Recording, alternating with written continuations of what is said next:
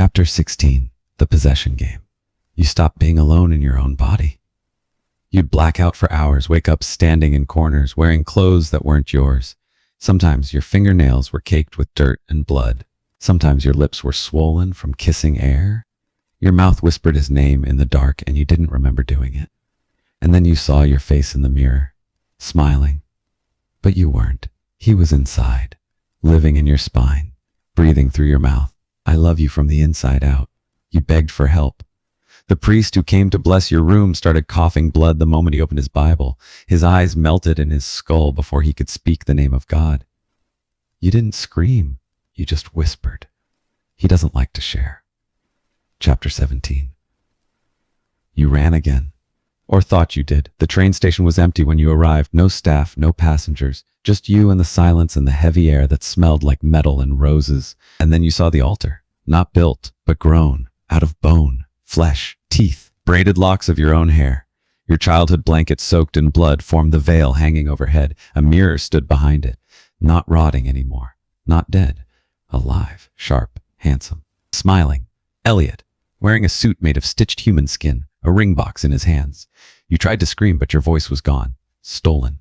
Just like your life. He opened the box. Inside was your tongue, perfectly preserved in resin. You gave it to me the first night we met, he whispered. You didn't run. Couldn't. You walked down the aisle. The moment you placed the ring on your own hand, the station disappeared. And you were back in the library, where it had all started. Chapter 16. Nowhere but yours. He reads to you now, every night. You live in the space between pages, between screams, between life and death. Sometimes you see the real world flicker behind the curtains of this place. The nurses still whisper about the girl who won't wake up, the patient whose eyes bleed when someone says his name. But you don't want to wake up anymore. Because in here, he's real. And he loves you. Every inch of you, every cell, every breath, every drop of blood. You are not alone. You are never alone, because Elliot is inside you, and he will never let you go. Marriage of meat and memory. You don't remember what your voice used to sound like? Because now, when you try to speak, his voice comes out. Sweet, soft, guttural. Elliot, he wears your body like a robe. And you wear him like skin. His fingers move through you now, not over. Your blood pumps for him. Your womb doesn't belong to you anymore. It grows things you never conceived. He leaves you gifts in your dreams. Your best friend's jawbone. Your mother's wedding ring, still on a severed finger. A fetus curled inside a library book, blinking slowly with his eyes. You're my bride, he moans through your reflection, and every bride must be filled. You look down one night and realize you're pregnant.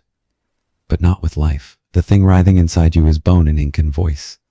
It whispers your name in reverse, and it hurts. Oh God, it hurts. You try to cut it out, but your skin won't break anymore. Because you don't bleed red, you bleed black ink. Chapter 18. The Gospel of Her Flesh. Elliot writes a book using your body. Literally, he carves chapters into your thighs, scrawls verses down your spine with a knife dipped in your spinal fluid. Your ribcage becomes the binding. Cracked open, stitched together with nerves, sealed with his spit. You read your own body like scripture now. Each morning he turns the page by peeling back more skin, and every sentence ends the same. She is mine, always, even in screams. He kisses your wounds, licks the ink from your hips, hums lullabies into your stomach while the thing inside you kicks in Morse code. You dream of fire. But when you wake, the room is always colder, the shadows longer, and the walls are breathing. Chapter 19. The hollowing.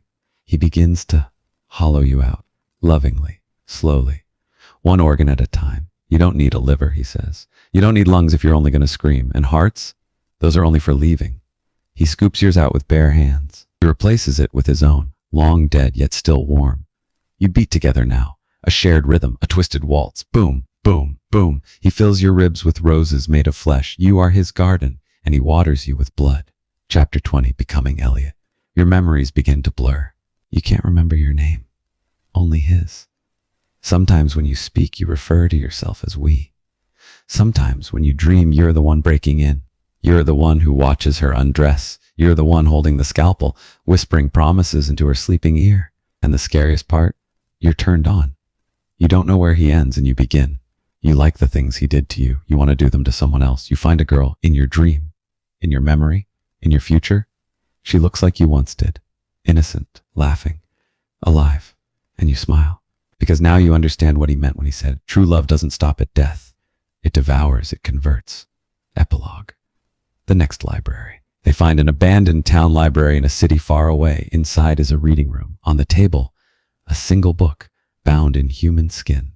Beside it, a girl with a split smile and hollow eyes, waiting. She doesn't blink. She doesn't breathe. Until someone opens the book. Then she leans forward and whispers, I loved once. Now I feed. She finds her. The girl at the library is younger, softer, just like you once were. You watch her through the glass, not with eyes, but with hunger. She smells like fresh paper and new beginnings. And you hate that, because beginnings are lies. She checks out a book on botany.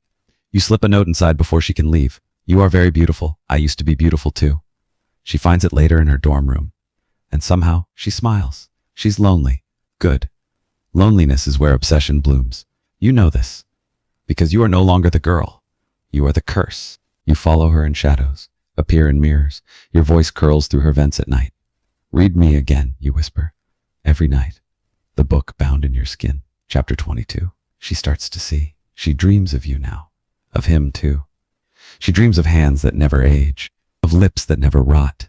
Of love that never lets go. She doesn't understand it yet. Why she wakes up with roses on her pillow. Why her reflection sometimes winks. Why the book in her hands bleeds when she shuts it. But she's changing. Like you did. She likes the darkness now. She likes being watched. And soon she'll want to be touched. That's when you'll come. Not as a ghost, not as a vision, but as her lover. Prequel. How Elliot became Love's Corp. Prologue. The boy in the basement. Elliot was born in silence. His mother never spoke. His father screamed. The walls of his childhood home were stained with old teeth. They kept him in the basement.